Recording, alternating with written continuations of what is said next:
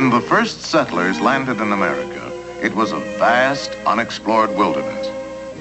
Trails soon appeared, of course, and eventually became tracks or wagon roads during the westward expansion.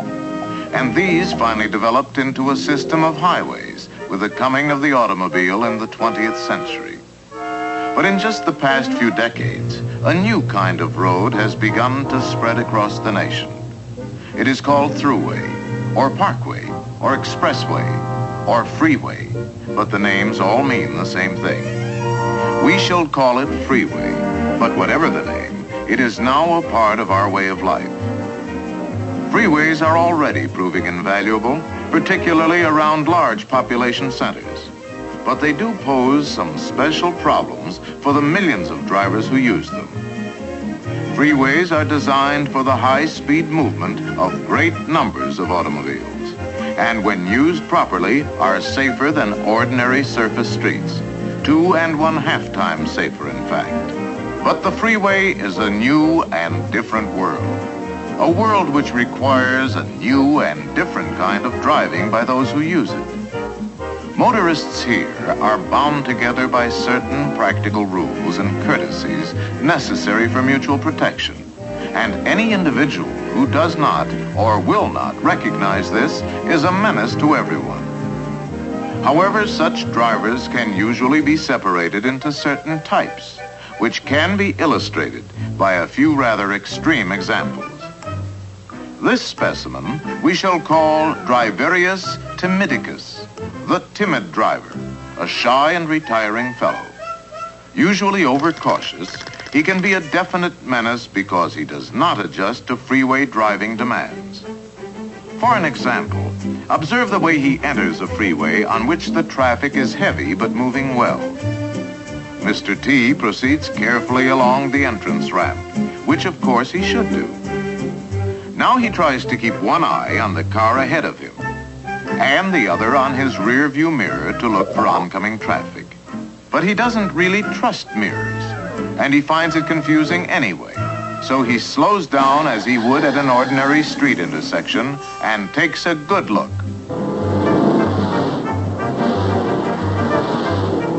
The spaces seem very small. So, again, as he would at an intersection, he stops to wait for a big opening. This often comes as a surprise to drivers behind him and can result in a sort of boxcar effect. Now, while Timidicus watches for that big opening, let's go back a moment and see what he should have done. With the entrance ramp clear ahead, he should have been picking up speed to begin to match that of cars in the traffic lanes. His rearview mirror, plus a quick glance back, would have covered any blind spots, and he could have made final speed adjustments in the merging or acceleration lane. Now, showing firm intention, he would need only a slight change in speed, faster or slower, to slip easily into a small space. Also, the driver behind is now able to be courteous and let him in. But getting back to Mr. T, he has increased his own problem enormously by stopping unnecessarily. To go from a full stop to freeway speed, say about 55 miles per hour, would require over 500 feet, roughly twice the length of a football field, before he can merge safely. And Mr. T must start at precisely the right instant, or the gap will close too quickly, and he will be in danger of a rear-end collision. The approaching driver will be forced to slow down. And this can mushroom into a chain reaction, causing the boxcar effect again, this time far down the line of traffic. But again, what about Timidicus, who at last finds himself on the freeway? High speed makes him nervous and apprehensive, so he drives slowly. If he keeps to the right and doesn't go too slow, this causes little real trouble. But all too often, he strays into the fast traffic lanes. Mr. T, convinced that people shouldn't drive so fast anyway, believes he is driving safely and has no idea that he may be creating a problem. But now, drivers behind him are forced to slow down quickly to avoid a collision, or rapidly change lanes, which causes others to slow down.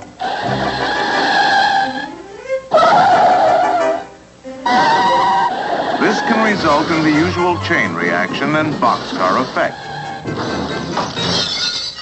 And innocent drivers often pay because Mr. T does not adjust to the freeway.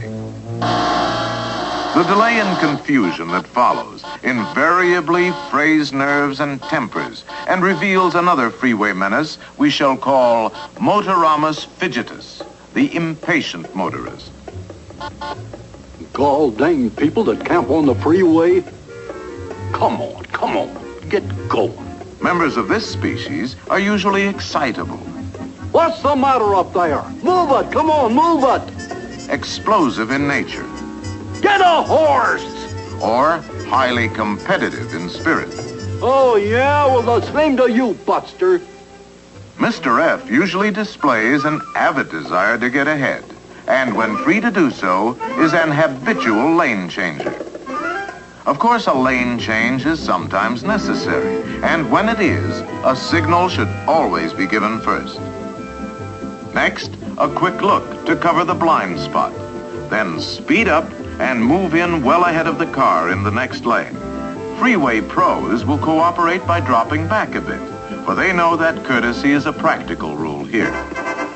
But Fidgetus, in his impatience, will cut sharply in front of other drivers, forcing them to use their brakes. The same chain reaction often results.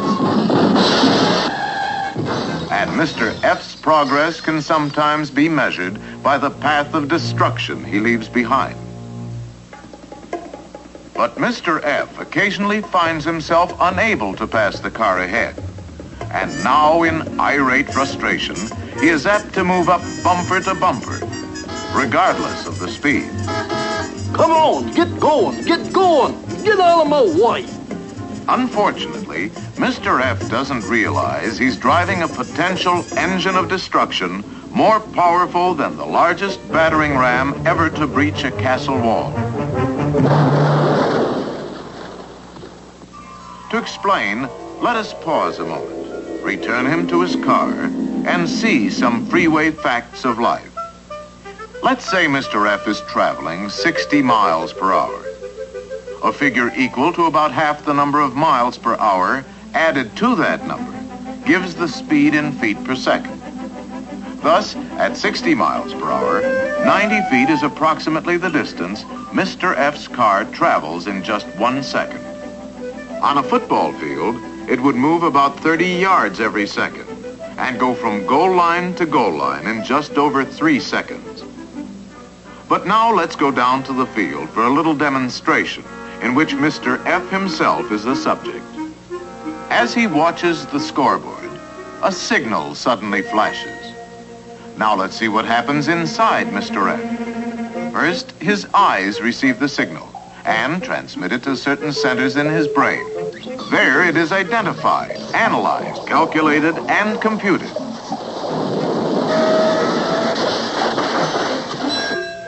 And an action decision may be handed down. Stop! Hit the brake!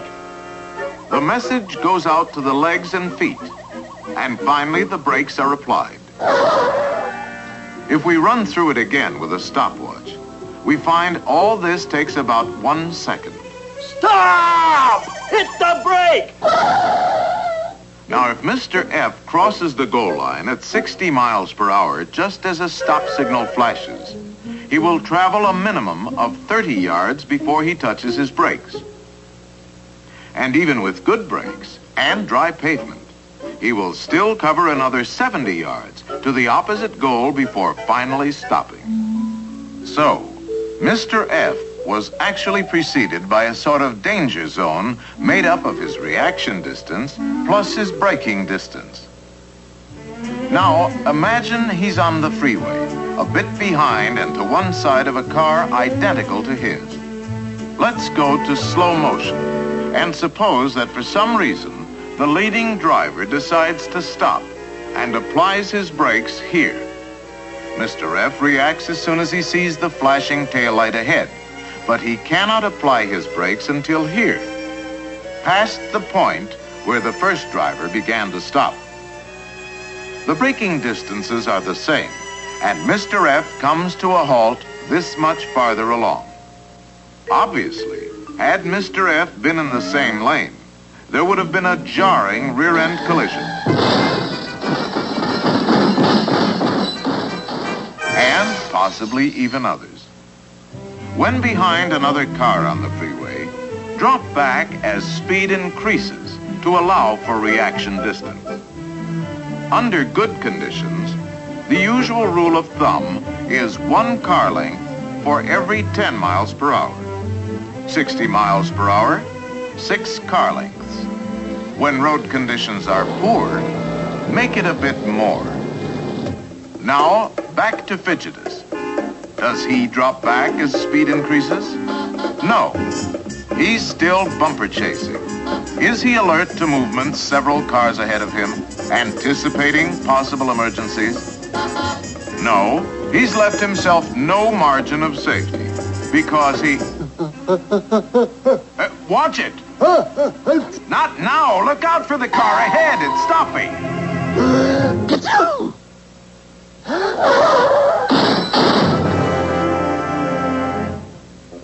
Even if the impact speed is down to 30 miles per hour, the result for Mr. F could be like driving off the roof of a 3-story building.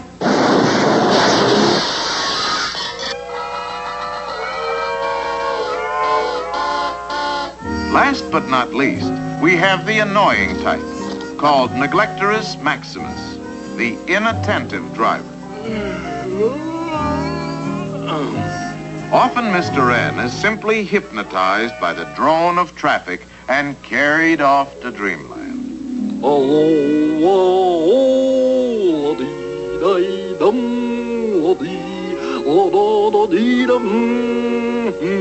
Then again, he may suddenly decide that the freeway is an ideal place to study his maps. You may see him enjoying a second cup of coffee, or even getting in a quick shave while driving.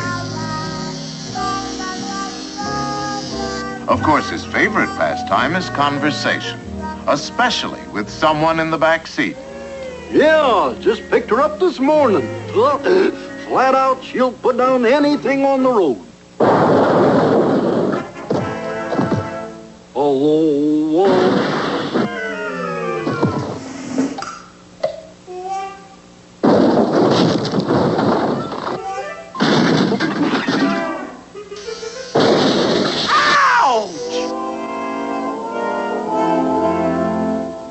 Neglectorus can be a problem to others, even when not directly involved, because he's usually a rubbernecker.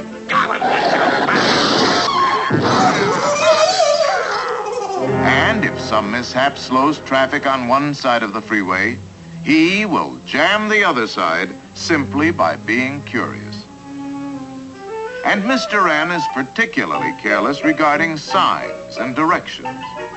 Thus, he is usually almost past his exit when he notices it, has to change lanes quickly to make it, and there's the same old chain reaction.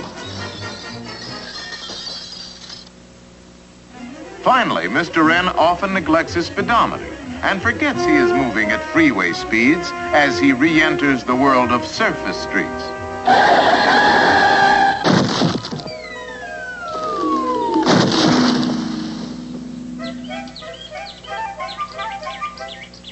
Oh, hush up!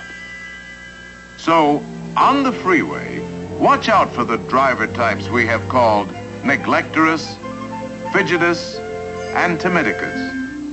From time to time, you're bound to see one of these characters, and when you do, avoid them if you can. Yeah, and just make sure you never become one.